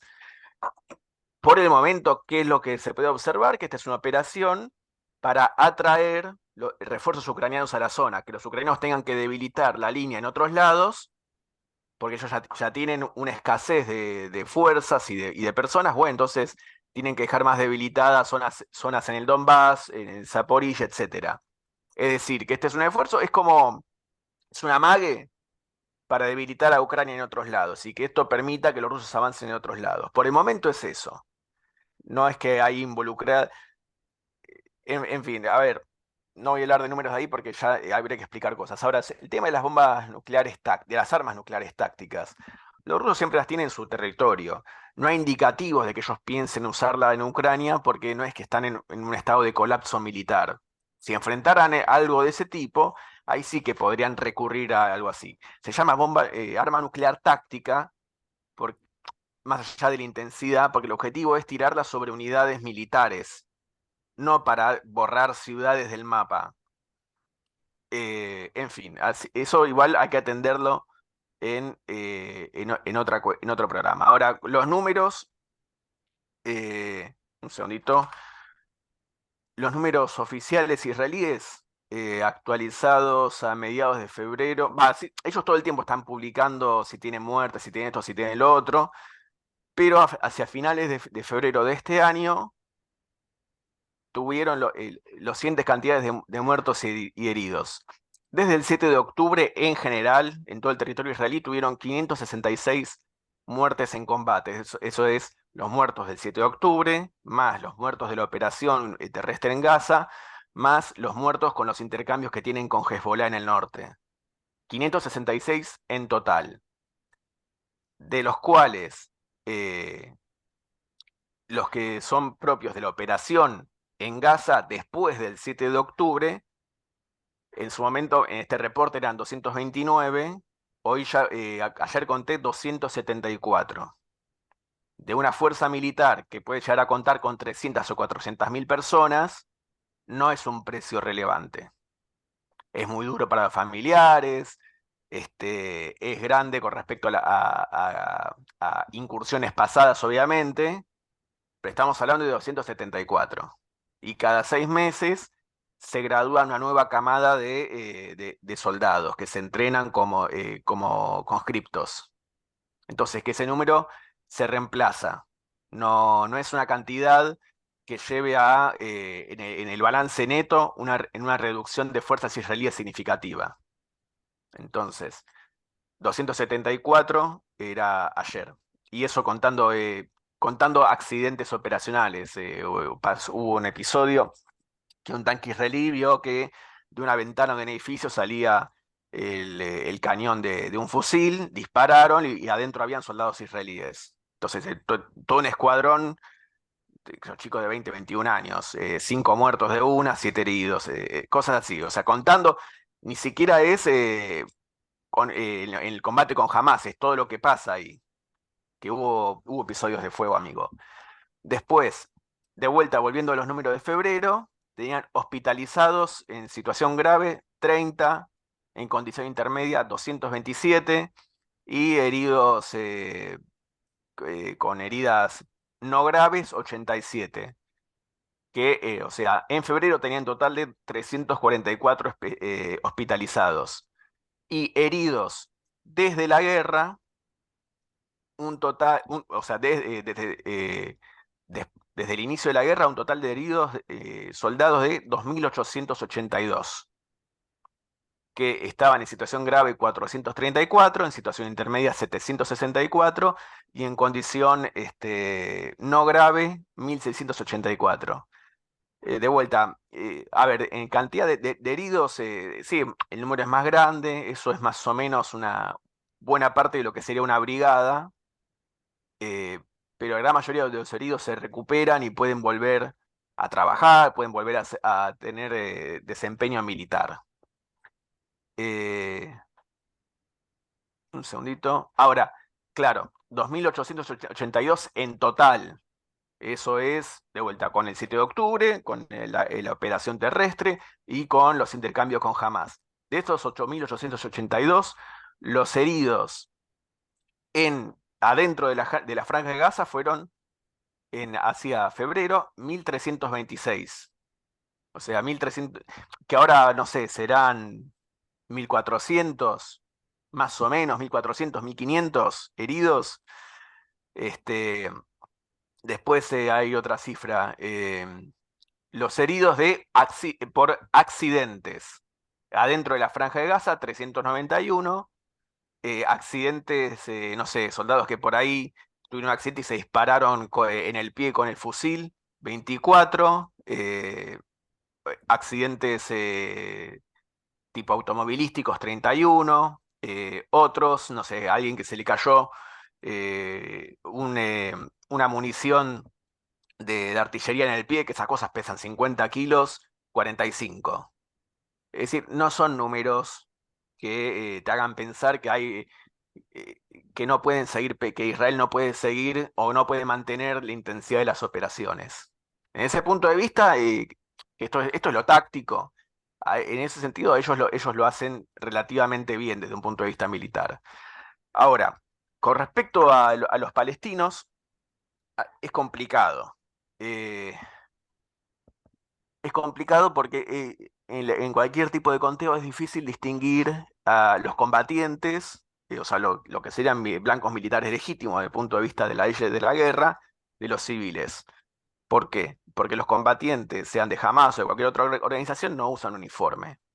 Tienen tácticas que sí, que consisten en mezclarse lo más posible en zonas civiles, etcétera. Es así como proceden. Eh, Israel, a ver, no. Y ahí en los últimos días hay una polémica con respecto al total de las muertes palestinas. El Ministerio de Salud de Gaza tiene la cifra de 35.000 muertos palestinos desde el 7 de octubre. De esos no declara cuántos eran combatientes o no, por más que seguramente sepan. Los conteos en general del Ministerio de Salud de Gaza se chequean. En general hay terceras partes que convalidan esas cifras. Eh, lo que Israel dice es que cerca de la mitad de estos 35, digamos unos 15.000, eran terroristas, o sea, que murieron en combate, eran blancos legítimos, etc. Dice que son la mitad. Esto es creíble o increíble, en mi opinión, está más o menos en línea con las incursiones pasadas que hizo Israel, que siempre la relación de muertos entre combatientes y no combatientes, la mejor relación que lograron en el pasado siempre fue la mitad. O sea que siempre por cada combatiente que matan, siempre se mata un civil. Ese fue el mejor ratio que lograron. Entonces está dentro de eso. Y el peor que lograron es alrededor de un tercio. Entonces, para mí es racional que desde los 35.000 palestinos muertos, entre un tercio y como mucho la mitad sean combatientes. Yo también había leído una noticia que no pude chequear, de que jamás admitió 6.000 muertos suyos de sus filas. Estamos hablando entonces de, jamás tenía una fuerza hasta el 7 de octubre de alrededor de 40.000 combatientes, 40.000 soldados si querés, pero no son soldados, no es un ejército regular. Una fuerza de 40.000 que le causa a los israelíes cerca de 300 muertos y sufre por lo menos 6.000. O sea, ese es el ese es el resultado del balance de fuerzas. Ahora, en Gaza, si vos pensás, si te preguntás si hay como eventos de, no sé, de masas de gente que está protestando contra los israelíes o resistiendo con métodos populares, etcétera, bueno, eso no lo estuve observando. Es como que el aparato de Hamas es muy excluyente con respecto a cómo se resiste a la ocupación. Entonces, los civiles cuando pasan al lado de soldados israelíes por checkpoints para volver a ir y volver por el corredor que mencioné en el mapa, bueno, pasan lo más rápido posible. Israel en esos lugares detiene a los que son sospechosos, usan inteligencia artificial para ver si son miembros de Hamas o no. O sea, eso es lo que está pasando, no es que estamos hablando de una resistencia popular. La gente, la verdad, que le está pasando muy mal en Gaza. Ya hace muchísimos meses que vienen, que sufren condiciones terribles. No se ve esta cuestión de resistencia popular ahí. En Cisjordania el clima es diferente.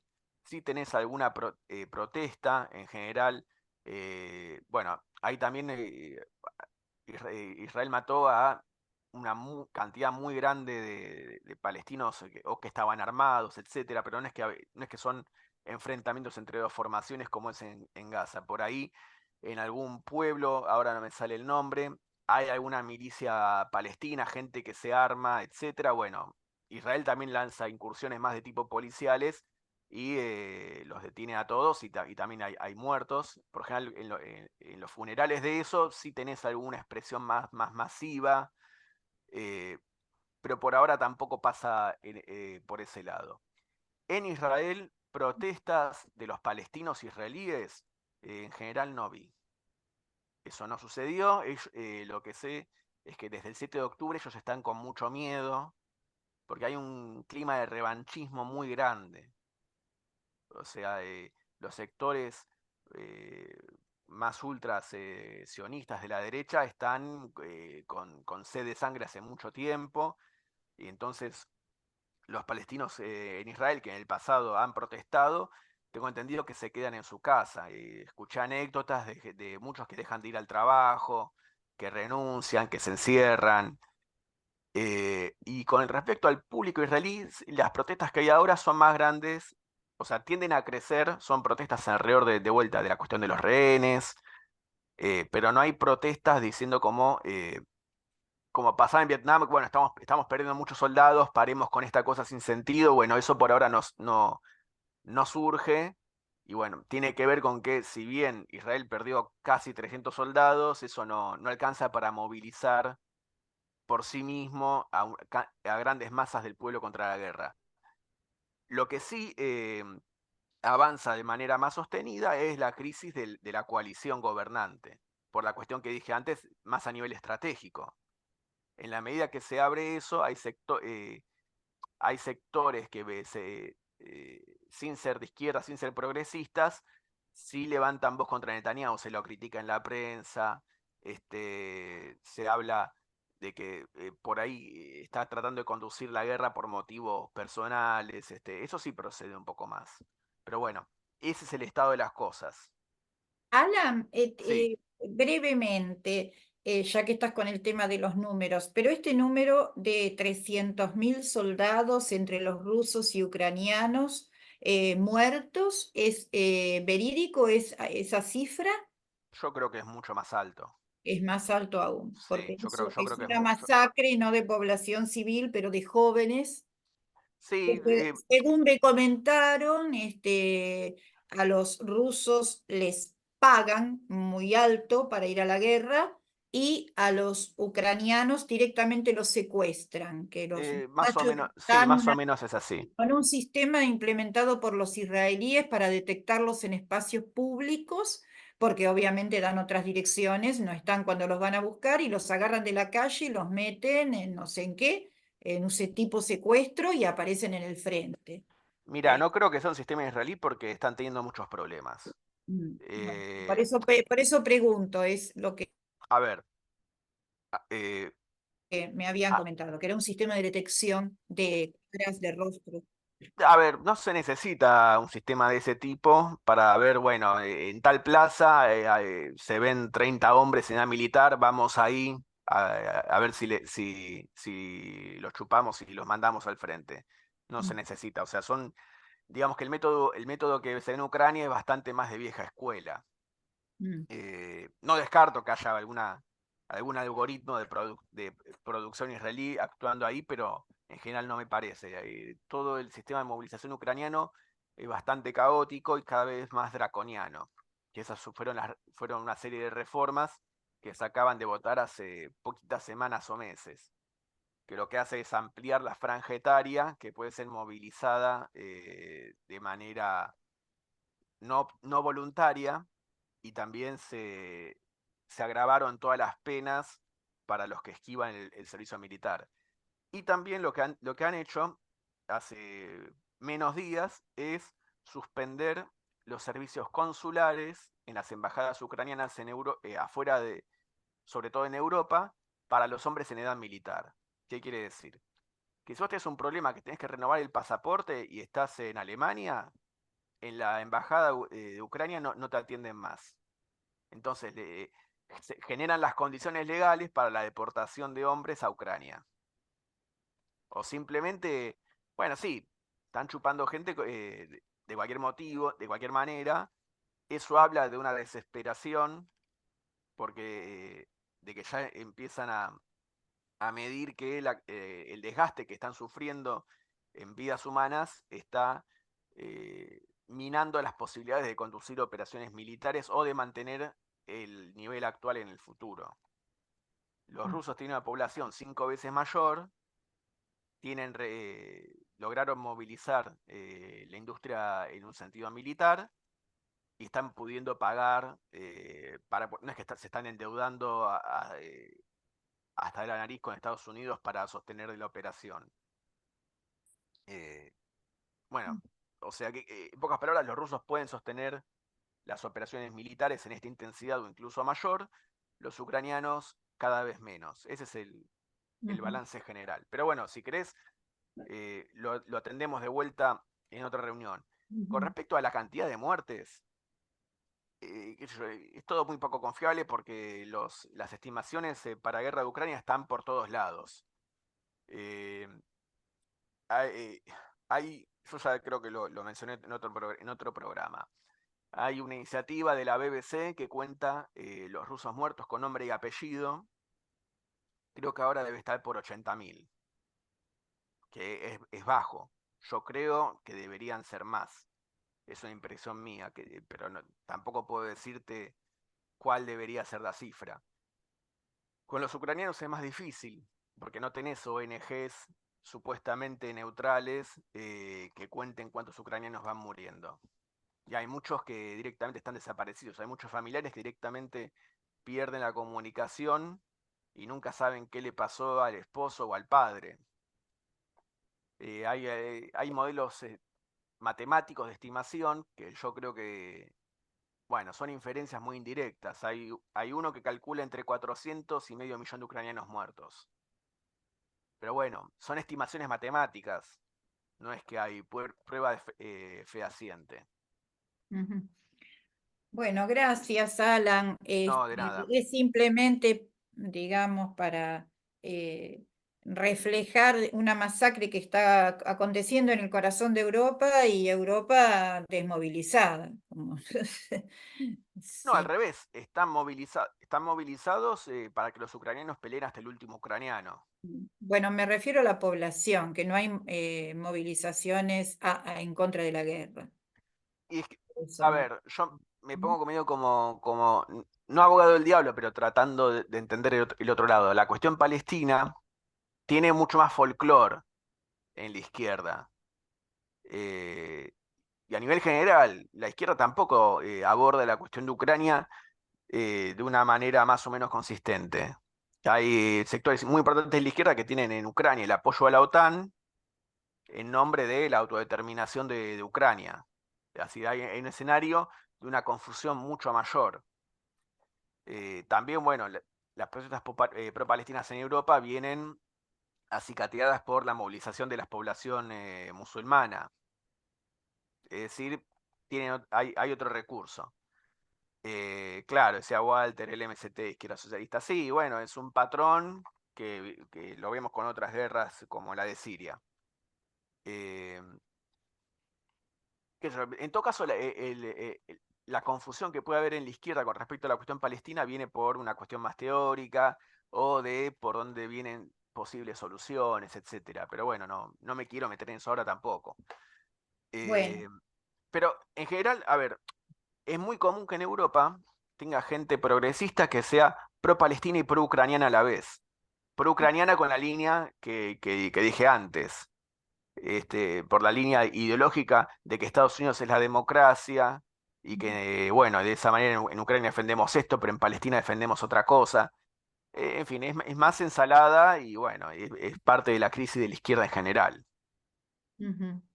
Tal vez en algún momento podríamos abordar ese tema, pero bueno, ya se nos va haciendo la hora. Hoy me Sí, parece sí. que casi ni música vamos a agregar.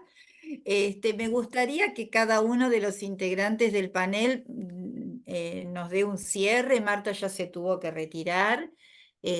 Así que bueno, Walter, Clelia, Luisa. No, yo la verdad que nada, que como siempre, ¿no? Muy interesante Lili, Alan y el escritor Malak. Ya estuve viendo que su libro está en ebook también, pero la cuestión es buscarlo en las librerías, ¿no? Para tenerlo. Además en pesos argentinos, porque lo vi en ebook y no. Em, Sigo aprendiendo con este programa. Para mí es muy difícil entender, porque no entiendo las guerras. Entonces digo, yo sé que los seres humanos comunes y corrientes como yo, ¿no? Los ciudadanos comunes que trabajan todos los días para el pan de ese día y para sus sueños, para poder cumplir sus sueños, no quieren la guerra, no quieren la guerra. O sea, sigo creyendo esto en ese negocio de los poderosos, ¿no? Poderosos necios, poderosos desquiciados, que ganan, no sé, si no se van a llevar todo eso a la tumba, por favor. Pero bueno, no les importa ni siquiera la vida de las personas. Y eso me preocupa mucho. Y claro, y la desorganización también, no puedo llegar a entender por qué se desorganizan los movimientos políticos y pierden fuerza. Eso no, no, no lo entiendo, Lili. Sigo sin entenderlo. Aunque está siempre tan claro el programa. Así Bueno, que gracias. vamos recortando algunas cositas para aclarar siempre desde un punto de vista, porque en general hay más de un punto de vista. Sí. Este, gracias, Luisa. Clelia, está cerrado el micrófono, Clelia.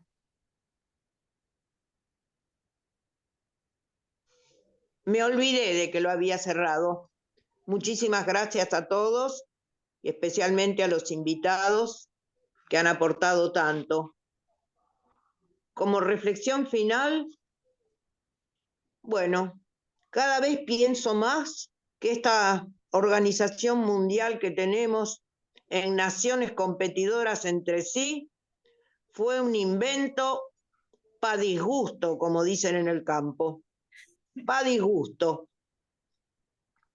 Debe haber alguna otra manera de organizarse. No sé cuál, pero esta no. Andamos muy mal así.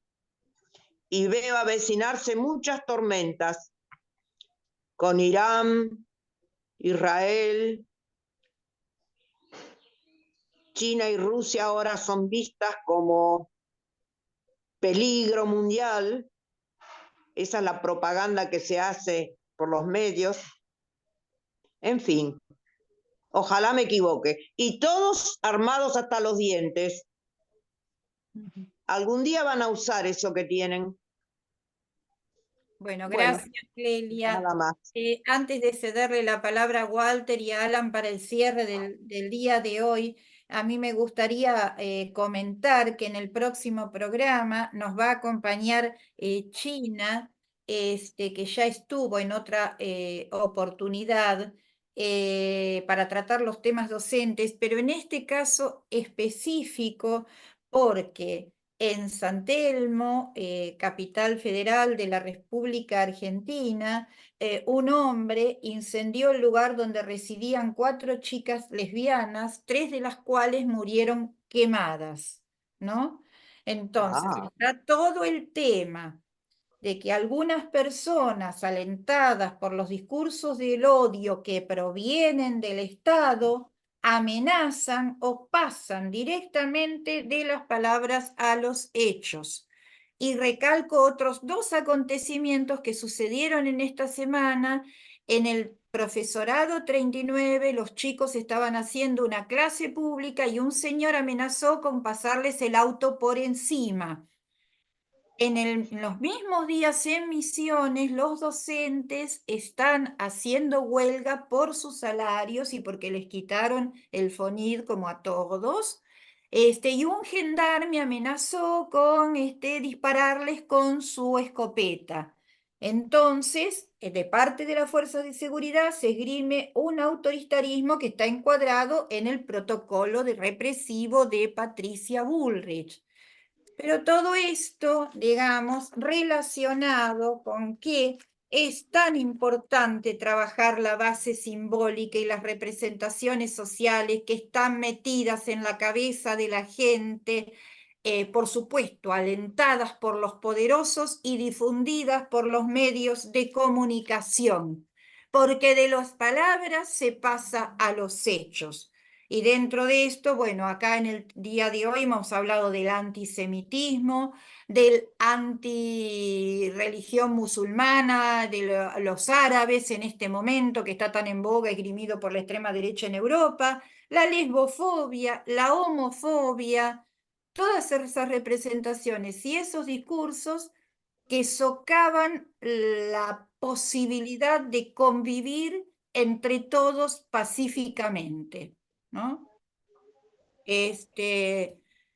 No quería dejar de mencionar estos acontecimientos porque pasaron todos en estos últimos días en la República Argentina. Bueno, Walter, y bueno, esperamos a China que nos va, porque hubo mucha movilización, y nos va a comentar esto en el próximo programa. Walter y Alan, y nos vamos despidiendo. Bueno, primero agradecerle a Norberto Malak y a Alan, que este programa ha sido realmente espectacular. Yo considero que a Alan, que ya que lo venimos exprimiendo, debería ser considerado ya parte digamos, de personal, parte personal del programa. Tendríamos que reclamar el pase a planta permanente de Alan Cochler a la radio, porque cada vez que lo necesitamos siempre está. Roberto Yo nos creo que dice este que sí, programa, para perdón. los que lo ven, tiene que ser movilizador este programa, para aquellos que lo miran, porque esta tendencia a la guerra que estamos viendo a nivel mundial no va a cambiar, es decir, de hecho va a profundizarse. Y la única manera de frenar a los Trump, a los Biden, a los Netanyahu es con la rebelión popular. No hay otra cosa. Entonces, ojalá que para los que vean este programa, la intención es que sea movilizador. Solo la movilización va a frenar a estos señores de la guerra, como ya ha pasado en otros casos, por ejemplo, en la Primera Guerra Mundial. Bueno, gracias. Alan, tu despedida y yo ya me voy despidiendo porque si no Mariana nos corta. Agradecemos a la Radio Conciencia Top New, a los invitados del día de hoy y a todo el equipo. Alan, Bueno, como siempre, agradecerles el espacio que me ofrecen. Fue un placer para mí también poder participar en el programa junto a Malaj, que lo he conocido personalmente hace ya varios años. Eh, en fin, no tengo nada más que eso. Y con respecto a la agenda, no puedo prometer nada. Son unas semanas bastante movidas para mí, porque digamos, son problemas de los buenos que me están pasando. Pero bueno, veremos cómo lo podemos arreglar. bueno, nos despedimos entonces hasta un próximo programa de La Rueda.